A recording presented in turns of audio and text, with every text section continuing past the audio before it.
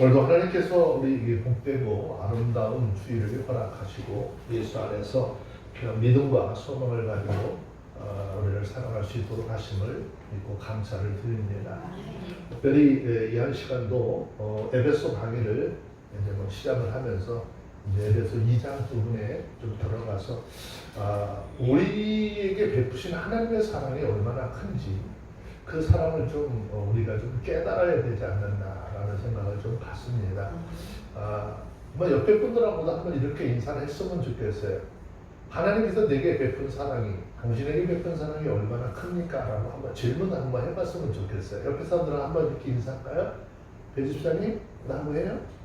네. 자, 우리 한번 옆에 사람들하고 인사합시다. 자, 하나님께서 당신에게 베푼 사랑이 얼마나 큽니까?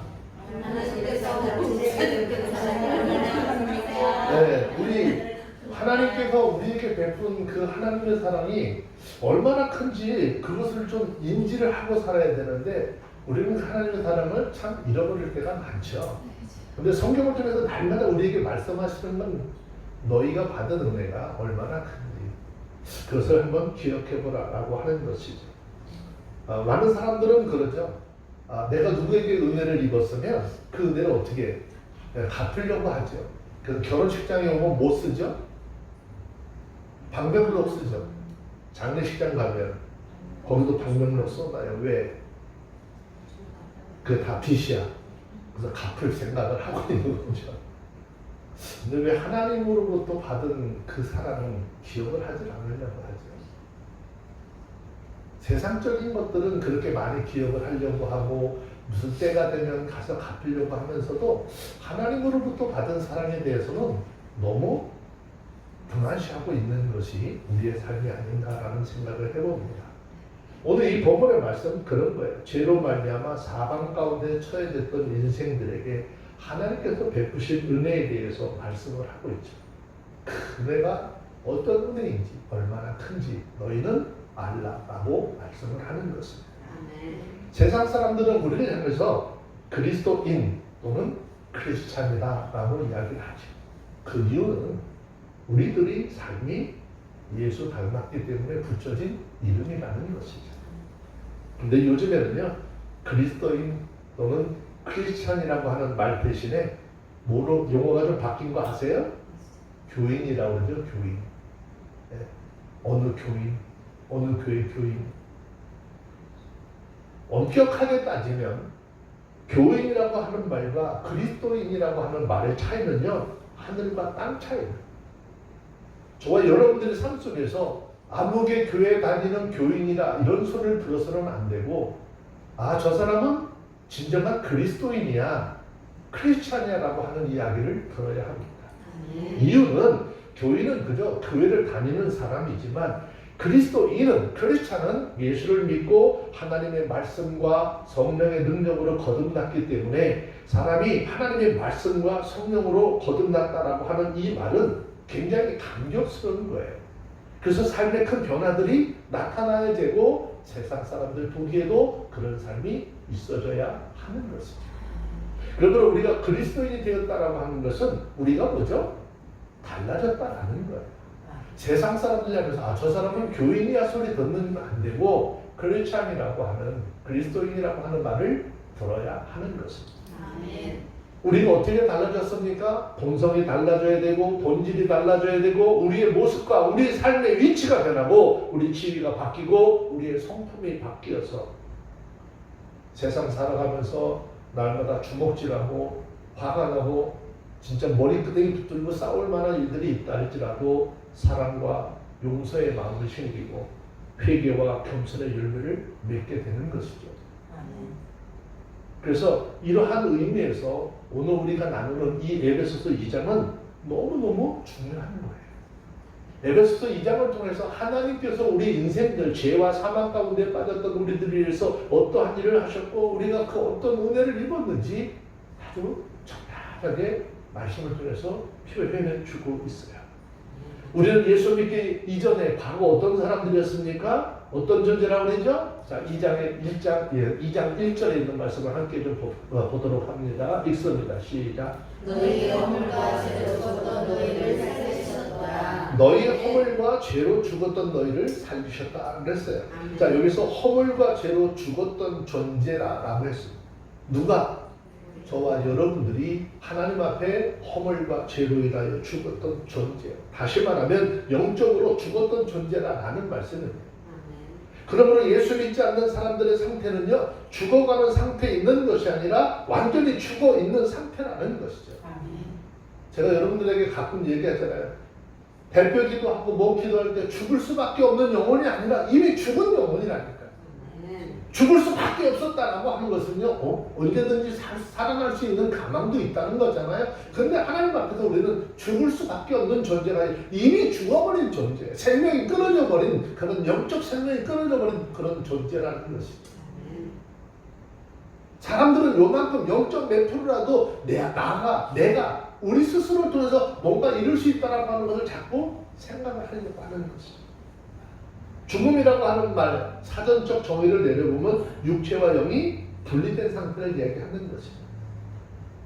영혼과 육체가 분리되는 것을 죽음이라고 이야기합니다. 그러면 우리가 신앙적으로 영적으로 죽었다라고 하는 것은 무엇을 의미할까요? 그것은 바로 우리의 영원한 생명이신 예수 그리스도와 하나님과 분리되었다라는 것이죠. 창세기 2장 17절을 보면 에덴 동산에서 하나님께서 아담과 언약을 맺으시죠. 아담과 언약을 맺으신 내용이 뭐죠? 선악을 알게 하는 나무의 실과는 먹지 말라. 내가 이거 먹는 날에는 정령이 죽으리라 하신 것이죠. 그런데 하와가 그 선악을 알게 하는 나무의 실과를 따먹습니다. 문제는 사단이 와서 너 그거 먹어도 안 죽어. 아니 하나님은 죽어 그랬는데 너 안 죽어 그랬잖아요. 근데 하나님의 말씀대로 이거 따먹었으면 하와가 죽었어야 되는데 여전히 살아있는 것이죠. 그러나 이미 아담과 하와는 하나님의 말씀을 어떻게 해요? 불신하고 불순종해서 그 나무의 실과를 먹는 순간에 하나님과의 교제가 단절이 되었다는 것이죠. 굉장히 슬픈 이야기입니다.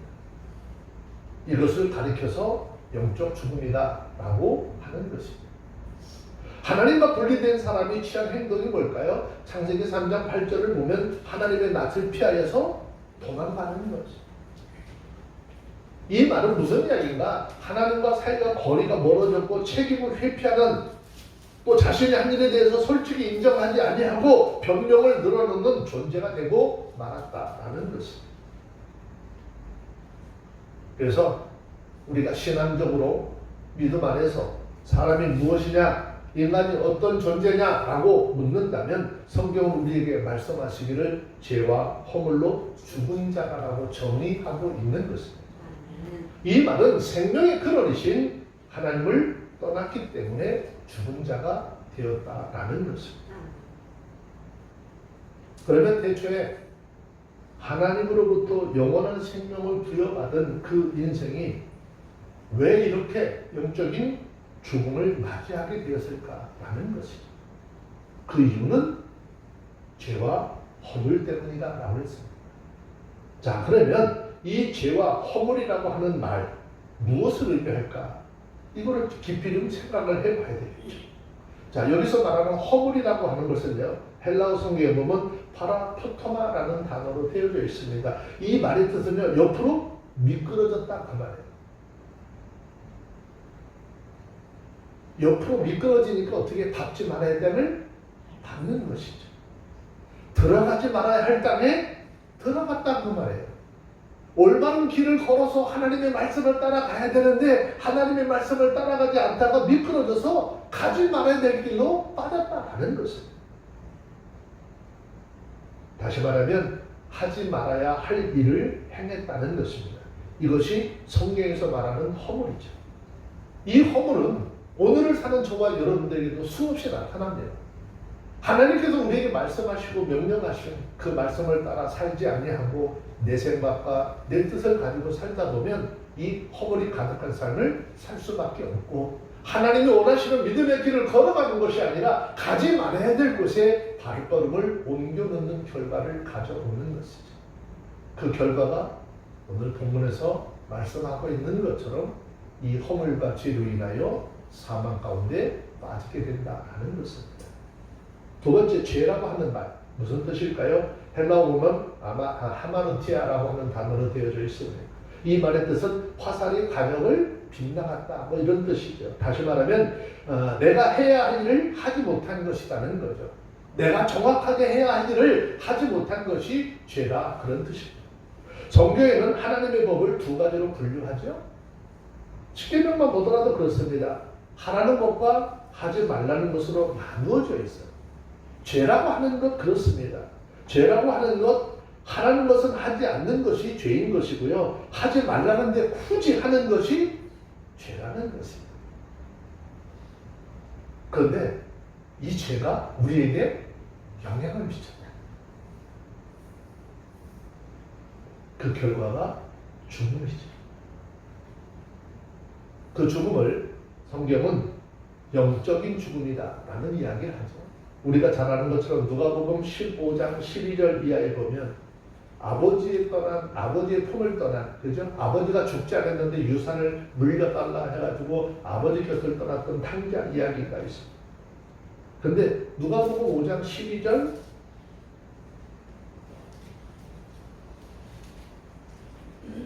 한번 잠깐 볼까요? 누가복음 15장 12절 한번 읽습니다.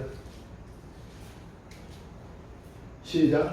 그 둘째가 아비에게 말하되 누가복음 15장 12절 내가 계명을 곧 내가 너희를 사랑한 것 같이 너희도 서로 사랑하라 네? 하는 것이. 아니야. 누가복음 누가복음 15장 2절 그 둘째가 네, 읽습니다. 시작. 그 둘째가 아비에게 아버지의 주석사들께서 내가 돌아올 길을 내게 주셔서 하는다. 네. 아비가 살리는 각각 나눠주었더니 유산이라고 하는 것은 아버지가 죽은 다음에 물려받을 게 유산이잖아요. 아버지 죽지도 않았어. 돌아가지도 않는데 지금 미리 달라고 하잖아요. 그래서 아버지는 그것을 줬어요? 안 줬어요? 줬어요. 근데 그걸 가지고 가서 어떻게 호랑방탕하게 삶을 살다가 이제 죽을 위치에 딱 가죠. 근데 누가복음 15장 24절 말씀을 보세요. 돌아온 아들을 향해서 아버지가 뭐라고 이야기하죠? 한번 봅시다. 아버지의 품으로 돌아온 아들을 향해서 읽습니다. 시작. 이내 아들은 죽었다 다시 살아났으며 내가 죽었다 다시 얻어나니 저희가 즐거워하더라. 아버지를 떠났다가 다시 아버지 품으로 돌아온 아들을 보면서 뭐라고 그러죠? 이는 죽었다가 다시 살아난 아들이다라는 것이죠. 성경은 지금도 하나님 없이 살아가는 우리 주변에 있는 수많은 사람들을 향해서 뭐라 그럽니까? 영적으로 죽었던 존재들이지만 하나님이 그 구원의 은혜를 통해서 우리를 다시 살리셨다라고 말씀하고 있는 것입니다. 아멘. 그러니 얼마나 감사한 일이냐고요. 아멘. 여러분 우리가 이 사실을 안다면 범사에 하나님 앞에 뭐 해죠? 감사해야 되고 또 어떻게? 겸손해야 돼요. 이 아버지께로 돌아온 아들이 돌아올 때 무슨 생각을 가지고 와? 내가 아버지 앞에 가서 아들이 아니라 하나의 통꾼으로 아버지 앞에 써달라고 하면서 와야지. 아들의 자식의 권위를 다 내려놓고 하나님 앞에 낮고 낮은 모습으로 돌아오죠. 하나님은 우리가 삶을 살면서요, 내가 주님 앞에 겸손하고 낮아지잖아요. 한없이 수렁에다 집어넣으시는 분이 아니에요. 어떤 계기를 통해서 다시 우리를 높이시고 많은 사람들에게 존경받는 자리에 설 수 있도록 인도하시는 것이 우리 아버지 하나님이라는 것입니다. 저와 여러분들도 이런 사실을 깨달았다면 하나님 앞에 정말 겸손하고 감사하는 그런 믿음의 삶을 살아가길 주의 이름으로 축원합니다. 두 번째요, 우리는 과거 예수 그리스도 안에서 거듭나기 이전에 예수 믿고 구원받은 하나님의 사람이 되기 전에 어떤 존재냐. 자, 2절에 있는 말씀을 함께 읽고 보도록 합시다. 읽습니다. 시작. 그때 너희가 가운데서 인하여 이 세상 부족도 공중의 거짓한 전을 따랐으니 곧 지금 그리스도의 아들들 가운데서 여기가 자, 2절 말씀에서 세상의 풍속을 쫓는다 그랬어요. 여기서 말하는 세상의 풍속을 쫓는다라고 하는 이 말은요, 말 그대로 세상 풍습이나 세상 문화를 버리지 않고 사랑하고 아낀다 그런 뜻입니다. 두 번째, 2절 중간전에 공중권세 잡은 자를 따라다녔다라는 말씀이었습니다. 무슨 뜻일까요? 여전히 삶은 그리스도인인 것 같은데 마귀 지배를 받으면서 살았다, 그 말이죠. 세 번째, 3절에서 넘어가 보면 잠시 후 얘기를 하겠습니다. 육체의 욕심을 따랐던 자들이라고 했습니다. 그래서 하나님의 뜻과는 상관없이 육체와 마음이 원하는 그런 것을 행하며 살 수밖에 없었다는 거죠. 왜? 하나님으로부터 분리되고 하나님으로부터 교제가 단절되고 나니까 그 다음에는 내 생각과 내 뜻을 쫓아 살아갈 수밖에 없다는 것이죠. 그렇기 때문에 우리들은 이 말씀 속에서 본받지 말고 버려야 할 것들이 무엇인가를 발견해야 되고 찾을 수 있어야 하는 것입니다. 첫째, 로마서 12장 2절에 있는 말씀처럼 로마서 12장 2절의 말씀처럼 하나님의 사람은요 이 세대를 본받지 말라라고 했어요. 자, 로마서 12장 2절 찾아보세요.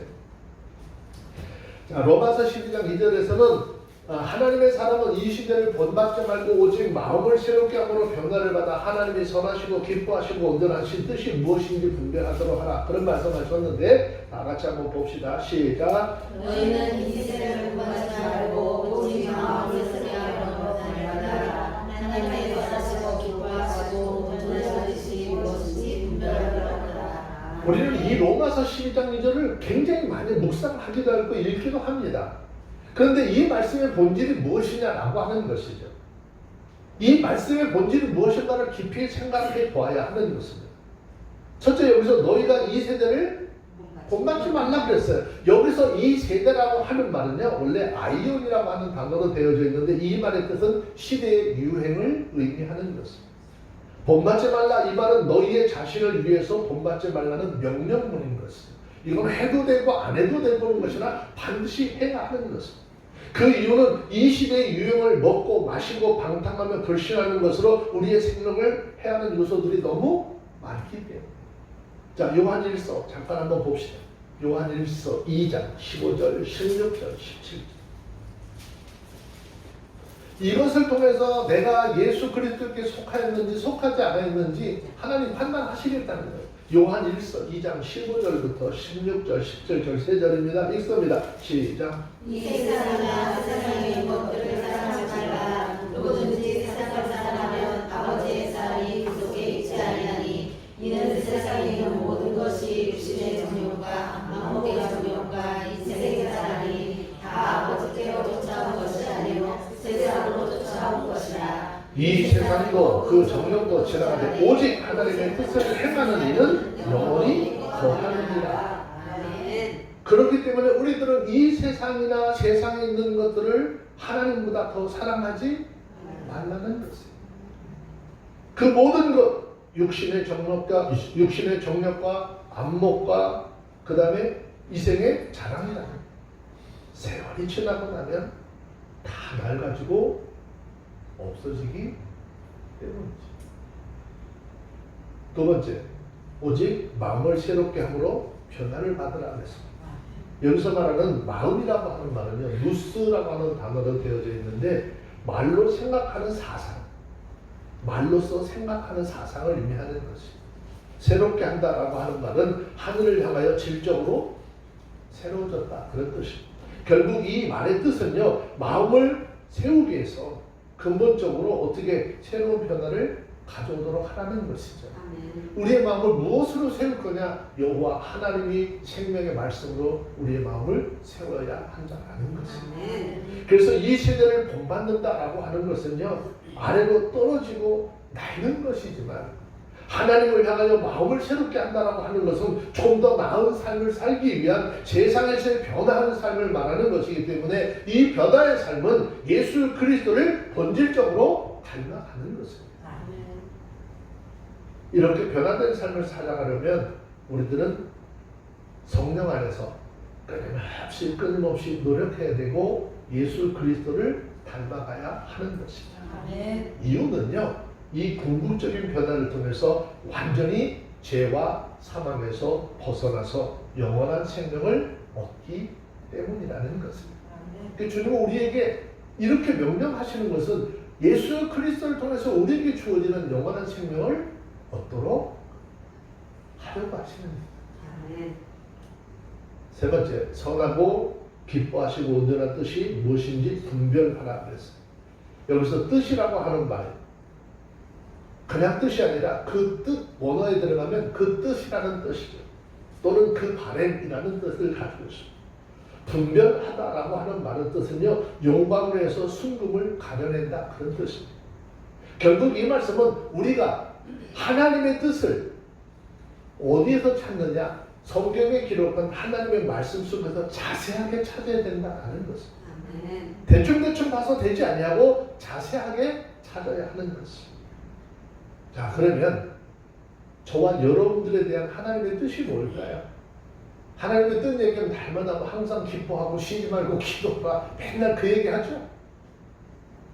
성경 한번 봅시다. 디모데후서 2장 10절에 있는 말씀.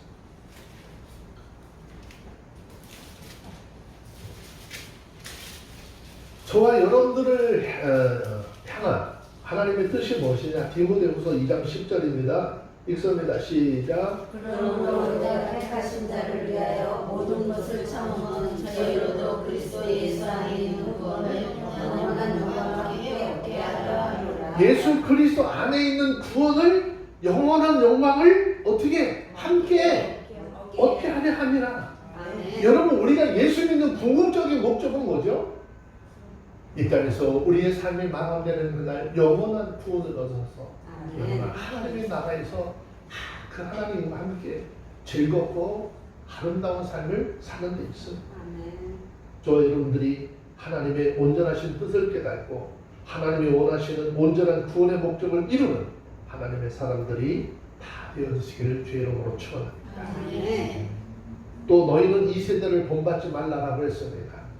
이 세대를 본받지 말라라고 하신 이유는 뭐냐? 다시 한번 봅니다. 요한일서 2장 15절 16절. 아까도 한번 읽었습니다. 한번 더 봅시다. 요한일서 2장 15절 16절.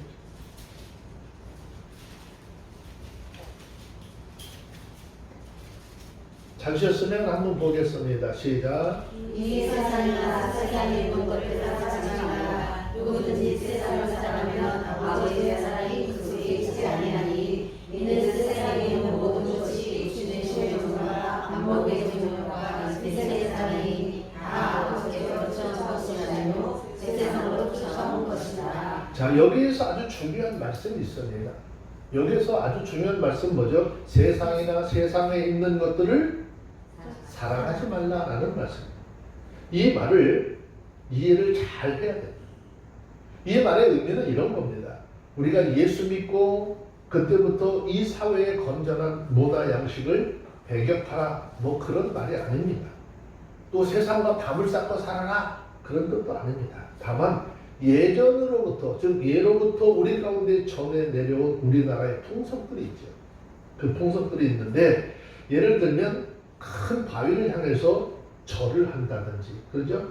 큰 고목에 비는 거죠. 여기 정명고등학교 있는데 거기 가면 고목이 두 개 있어요. 밑에 있는 고목나무는 죽은 고목나무, 위에 있는 고목은 거기 교회 안에 교회 바로 앞에 있어요. 무당들이 거기 와서 구태요. 주일날 예배 드리는데 구태요. 그래서 예배 드리다 말고 나와가지고 죽어가지고 싸워.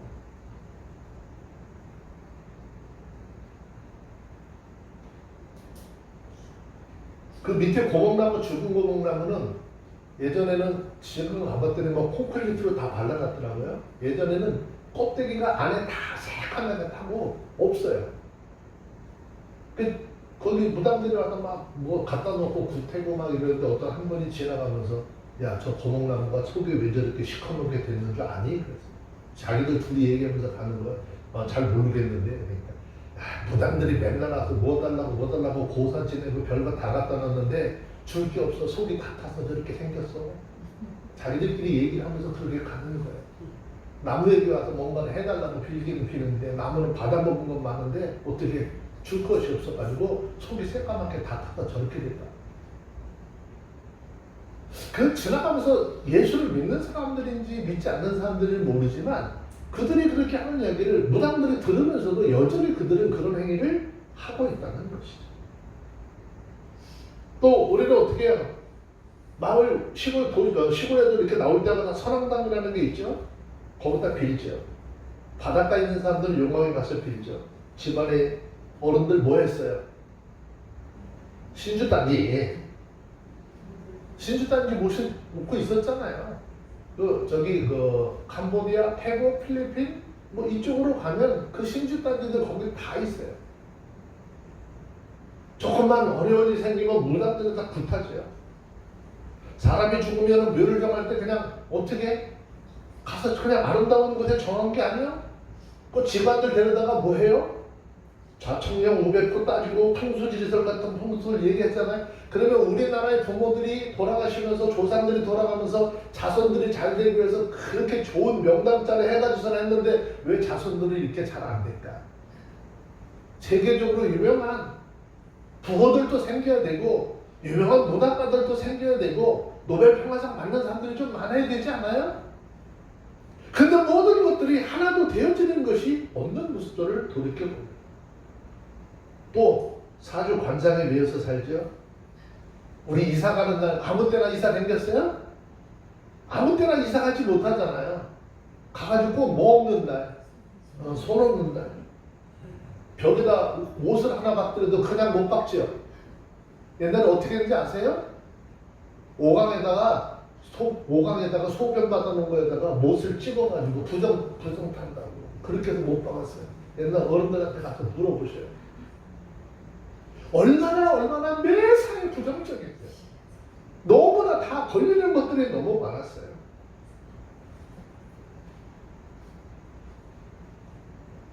지금 여기서 얘기하는 것 하나님께서 말씀하는 너희는 이런 세상 풍속 쫓아 살지 말라라는 거예요. 이 세상의 잘못된 철학, 그 다음에 사조들 쫓지 말라는 것은 우리가 하나님을 믿기 이전에 이런 풍속들을 쫓았던 사람들이잖아요. 정말 여러분들 다 그렇게 삶을 살았던 사람들이잖아요. 어쩌면 예수를 믿는데도 예수를 믿으면서도 여전히 전부로 댕기는 사람들도 존재하고 있다는 거죠. 이런 삶이 하나님 앞에서 죄와 허물로 죽어야 할 마땅한 진노의 자녀들로 변질되었다는 것입니다. 이런 사람들은 이 세상에 자기의 소망과 또 삶과 성공과 실패 다 어디에 두고 사느냐? 세상에 두고 사는 거예요.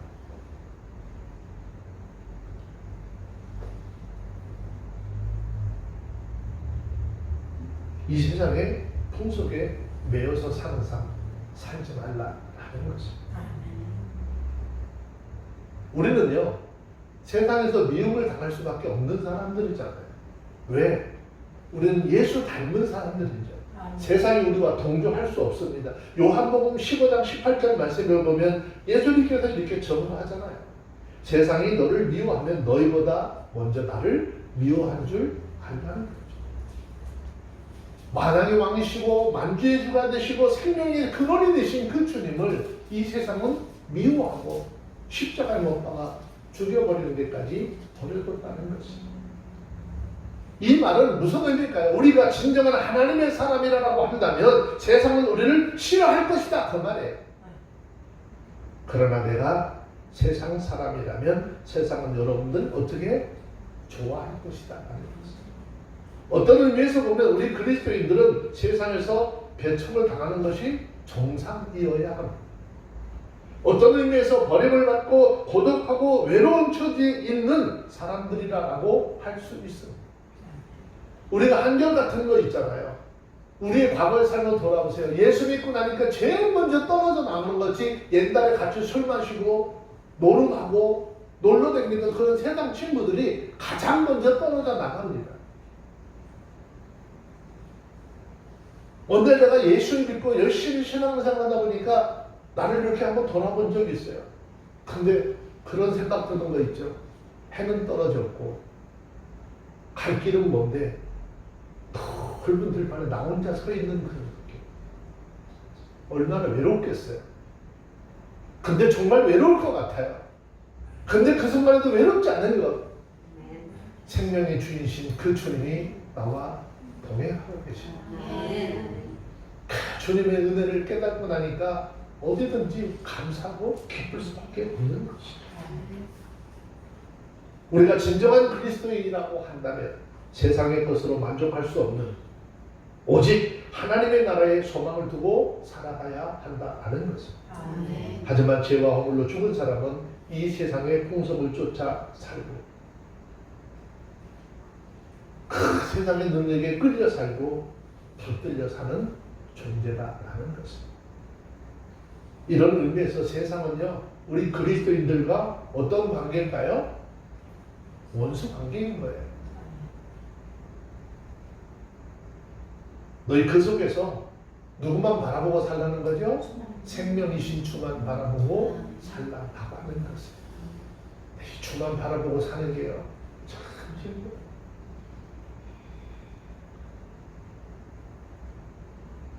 두 번째, 공중번제 잡은 자를 따라다닌다. 본문으로 돌아온 거예요. 에베소서 2장 2절에 있는 말씀입니다. 이 말은 우리가 마귀의 지배를 받으면서 산다라는 말이죠. 성경은요, 마귀는 공중번제 잡은 자라고 계속 우리에게 전하고 있죠. 그 이유는 이것은 마귀가 거하는 처소가 공중이다. 이 마귀는 예수님 오실 때까지 세상을 주관하도록 하나님께서 허락해 놓으셨어요. 이 마귀는 세상 사람들뿐만 아니라 하나님의 사람들까지도 끊임없이 미혹된 길로 이끌어 가려고 하기 때문에 이 공중권세 잡은 마귀를 쫓아가면 어디로 가느냐? 저주의 길로 갈 수밖에 없다라는 것입니다. 그래서 오늘 본문에서 이 마귀에 대해서 말씀하기를 공중권세 잡은 자여 지금은 불순종의 아들들 가운데 역사하는 영이라고 말씀했습니다. 이것은 마귀의 정체가 어떠한지 정확하게 우리에게 설명해 주고 있는 말씀이죠. 아멘. 근데 우리가 예수 믿기 전에 어떤 본성을 뭐라 그랬잖아요. 예수님께서 요한복음 8장 44절 말씀해 보면 우리에게 이렇게 말씀하고 있잖아요. 요한복음 8장 44절 말씀 한번 더 보실래요?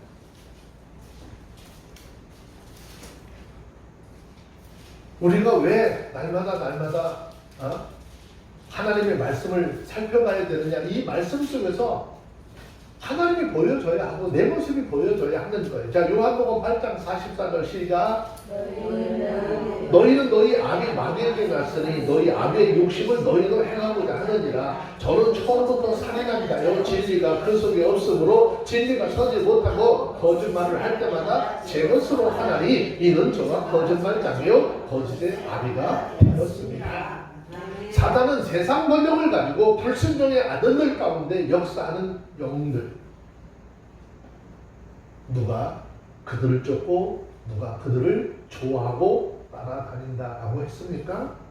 허물과 죄로 죽은 많은 인간이 이 사단에게 종노릇하기를 기뻐한다라고 했습니다. 이 사단에게 얽매인 자들은 살인적이고 파괴적이고 오만하고 핏대 세우고 분노하기 쉽고 반항적이고 폭력적인 행동을 하고 하나님 두려워하지 않습니다. 그뿐 아니라 많은 악령들을 움직이면서 사람들의 삶 속에 윤리적으로 도덕적으로 잘못된 영향력을 끼치고 파괴력을 행사하는 무서운 존재가 바로 마귀인 것입니다. 교회 안에도 마찬가지입니다. 여러분, 교회 안에 성령의 인도함을 받는 사람들이 있다면 교회 안에서는 모두가 서로 협력하고 선을 이루고 날마다 하나 되어지는 일치되는 역사가 일어나야 돼요. 교회 안에서 패를 나누고 분당시키고 하는 것들은 하나님이 통한 성령의 역사가 아니라는 것이에요. 예수 안에서 우리는 믿음은 하나님 앞에 믿음이 하나죠. 하나의 믿음을 가지고 성령의 역사를 따라서 이렇게 아름다운 교회를 세워가는 역사가 일어나야 하는 것이죠. 그래서 성경은 에베소서 4장 27절에서 우리에게 뭐죠? 너희에게 마귀로 틈타지 못하게 하라. 마귀로 틈타게 하는 것은 다른 거 아니에요. 우리 생각이 잘못된 생각이 나를 지배해버리면요, 여지없이 마귀의 생각이 우리 가운데 들어올 수밖에 없어요. 내 생각, 내 계획. 내가 뭔가 부족하고 잘못한 것을 세상적인 방법으로 뭔가를 하려고 할 때 마귀는요, 우리 머릿속에다 그런 생각을 자꾸 갖다 집어넣을 수밖에 없어요. 몸은 교회 나와 있는 것 같은데 생각 속에는 마귀의 지배를 받고 있다면 그 사람 가는 곳마다 문제를 일으킬 수밖에 없다는 것이죠. 그러나 우리는 두려워할 것이 없는 게 이미 예수님께서 십자가에서 이 마귀의 모든 세력을 다 이겨놓으셨다는 거죠. 아멘. 예수님이 십자가에서 마지막 가상치던 마지막이 뭐라고 그랬죠? 내가 다 이루었다. 너희가 예수를 믿는 그 믿음만 가지면 너희가 구원을 받는데 조금도 부족함이 없도록 내가 다 이뤘다는 것이다. 아멘. 너희 힘이나 너희 공로로 되는 것이 아니라 오직 예수를 믿는 믿음 하나로 되어지는 것이야. 아멘. 그 예수 믿는 믿음을 가지고 마귀를 어떻게 해요? 대적하래. 아멘. 그러면 물러갈 것이야. 아멘. 하지만 그냥 어떻게 이게 그냥 되어질까? 아니 그냥 되어지지 않아요. 여러분 우리가 마귀 사단을 이거 대적하는데요. 우리 그러잖아요. 그냥 쉬운 얘기로 내가 예수 그리스도의 이름으로 명하노니 마귀야 물러가라. 물러갈 것 같아요? 예수님까지도 시험했던 존재가 마귀고 예수님이 하나님의 말씀으로 대적을 했지만 멀리 도망가버린 게 아니에요. 완전히 떠난 게 아니에요. 잠깐 물러가지고 또 예수님을 쓰러뜨릴 기회를 보고 틈을 타려고 옆에서 늘 지켜보고 있는 거예요. 우리의 아니 예수님도 그렇게 했는데 하물며 우리는요 아무것도 아니죠. 그 이 마귀의 능력, 마귀의 계계를 대적하기 위해서 어떻게 하죠? 에베소서 6장 11절 말씀 한 번 더 봅시다. 에베소서 6장 11절. 네, 찾았으면 읽습니다. 시작. 마귀의 계계를 네 대적하기 위하여 하나님의 전신 갑주를 입어라. 네, 이 마귀의 계계를 대적하기 위해서는 뭘 입어야 돼? 네, 전신갑주를 입으래. 머리에 툭을 쓰고 그쵸? 의에 방패를 들고 흉배를 들고. 근데 그런 것은 다 되는 거예요. 마지막 마귀를 대적할 수 있는 강력한 무기가 뭐라고 그랬어요? 말씀의 검, 성령의 검을 가지라는 거예요. 아멘. 말씀으로 하지 아니하면 절대 물러가지 않는다는 것이. 자, 야고보서 4장 7절. 이렇게 하나님의 말씀으로 전신갑주를 입고 그 다음에 야고보서 4장 7절에 뭐라 그러는 거예요? 그 말씀을 여러분 머릿속에 지식으로만 가지고 있으면 되는 거 아세요? 그 약속의 말씀이 있었다면 내가 그 말씀대로 되어질 걸 믿어야 되는 것이고. 아멘. 자, 그 다음에 야고보서 4장 7절에 보니까 뭐라고 했습니까? 시작. 그러니 너희는 하나님께 순복할지어다. 마귀를 대적하라. 그리하면 너희를 아멘. 하나님의 말씀에 순전히 복종을 하고 내가 이 하나님의 말씀대로 대언을 할 때 내 믿음을 가지고 대언할 때 이 말씀이 나가면은 마귀가 우리를 피하라. 아멘. 야고보서 4장 7절에서 말씀하셨잖아요. 마귀를 대적하래요.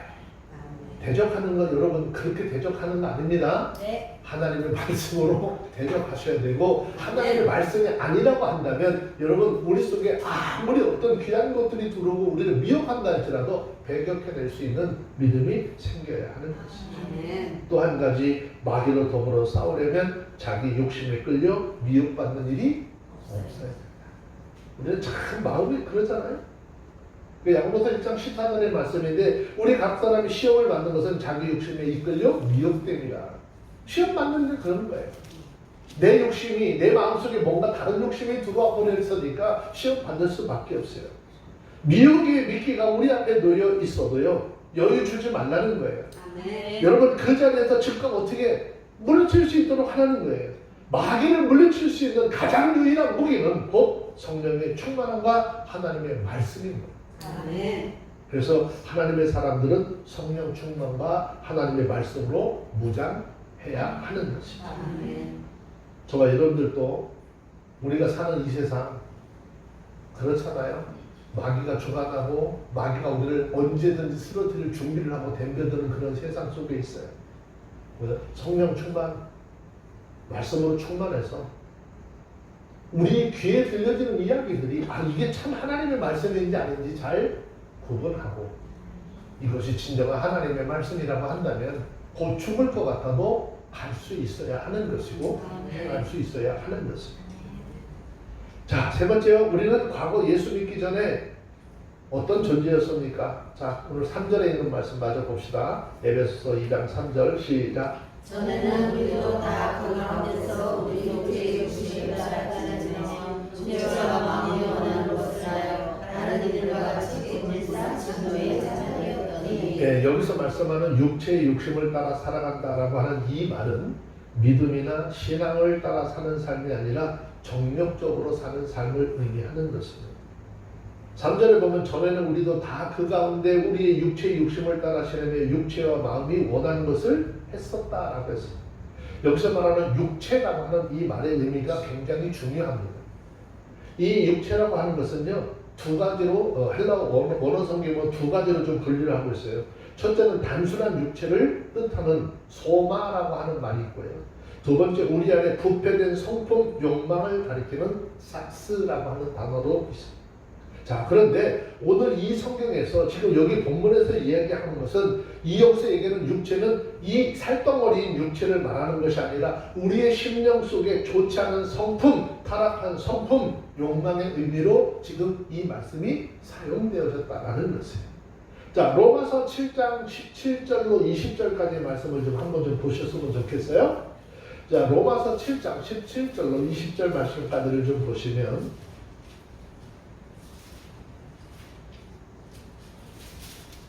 자, 함께 보도록 합니다. 17절부터 20절 시작. 이제는 이것을 행하는 자가 내가 아니요 내 속에 거하는 죄니라. 내 속 곧 내 육신에 선한 것이 거하지 아니하는 줄 아노니 원함은 내게 있으나 선을 행하는 것은 없노라. 내가 원하는 것은 원하지 아니하고 도리어 원치 아니하는 바 나는 행하는도다. 만일 내가 원치 아니하는 그것을 하면 이를 행하는 자가 내가 아니요 내 속에 거하는 죄니라. 그렇다고 성경은 육체를 나쁜 거야 라고 정죄합니까? 정죄하지 않습니다. 육체는 어떻게 좋은 것이라고 이야기하고 있습니다. 다만 우리 육체 안에 있는 부패된 본성, 타락한 욕망이 그 사람을 망하게 만드는 것입니다. 마치 어린아이들에게 부모님들이 뭐죠? 학교 선생님들 아이들에게 거짓말 가르쳐 주나요? 날마다 애들한테 정직하라고 가르치잖아요. 그런데 아이들이 거짓말을 해요. 거짓말을 하잖아요. 이게 어떻게 된 일일까 아주 깜짝 놀라서 생각을 해봐요. 근데 우리는 어디 가서 애들한테 옛날에 막 거짓말하고 너 어디 가서 거짓말 배웠어? 내가 너한테 그렇게 가르쳐서 막 애들 막 야단치고 막 그랬었잖아요. 그런데 그게 너 어디 가서 배운 게 아니라 육신 속에 있는 부패된 본성, 타락한 욕망, 허물과 죄로 죽은 자를 지배하는 거짓의 아비인 마귀가 그것을 어떻게 아무리 어린 영혼이라도 말을 하기 시작하면 그 속에서 어떻게 하기 때문이 나는 거예요. 하게 만들기 때문이 나는 것이죠. 이것이 우리 육체 속에 거하는 악인 것이고 그 악을 행하게 하는 것이죠. 결과적으로 죄와 허물과 죽은 인간이 하나님을 떠나게 되는 것이고 하나님을 잃어버렸을 때 죄가 그 사람을 지배하게 된다라는 것입니다. 죄의 지배를 받는 사람 자동적으로 마귀의 지배를 받는 마귀의 지배 안에 놓이게 된다라는 것입니다. 사단이 그 사람을 지배하게 되니까 인간의 마음과 생각이 욕심과 정욕에 사로잡혀 살게 되는 것입니다. 인간이 사단에게 지배당하고 있는 증거가 바로 이런 것들입니다. 생각하는 것마다 악하고 계획하는 것마다 잔인하고 생각하는 것이 하나님과 원수에게 행동하는 것입니다. 그래서 성경은 우리에게 세상 마귀 정력과 싸울 것을 계속적으로 어떻게 강조하는 거예요. 세상과 이 악한 사단과 싸우는데 어디까지 어떻게 싸우라는 거죠? 피 흘리기까지 싸우래요. 너희들 생명을 내놓고 생명을 당분해서 싸우라는 거예요. 그런데 우리는 그렇지 않아요. 조금 싸우다 힘들면 어떻게 해요? 진짜 또 못했어. 물렀어요. 우리 신앙생활도 마찬가지예요. 여러분, 우리는 왜 하나님의 말씀을 날마다 들어야 되느냐? 예수님께서 하신 말씀처럼 내가 이르는 말이 영이요 생명이라. 이 생명의 말씀이 우리 가운데 들어와야 우리 영혼을 새롭게 변화시키는 것이고 거룩한 하나님의 사람으로 만들어 가시는 것입니다. 하나님은 우리를 사랑하셔서 죄와 허물로 죽었던 그 영혼들을 함께 살리셨다고 했습니다. 우리가 이 하나님의 사랑을 깨닫고 늘 깨어서 하나님의 은혜를 저버리지 않는 그런 삶을 살아가는데 힘을 다하는 저와 여러분들이 다 되어주시기를 주의 이름으로 축원합니다. 아멘. 기도하겠습니다. 거룩하신 하나님 감사합니다. 하나님의 귀한 은혜가 우리 삶 속에 머물게 하시고 주님만 바라보는 복된 삶들이 되게 하옵소서.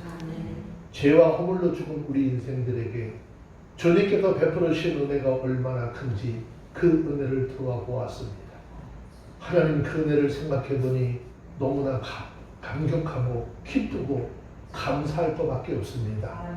부족한 우리의 삶, 남은 삶들이 하나님의 영광을 드러내는 삶을 살기 위해서 힘쓰고 애쓰는 복된 삶들이 되게 하시고 그 삶 속에 오직 여호와 하나님의 영광만 드러나게 하여 주시옵소서.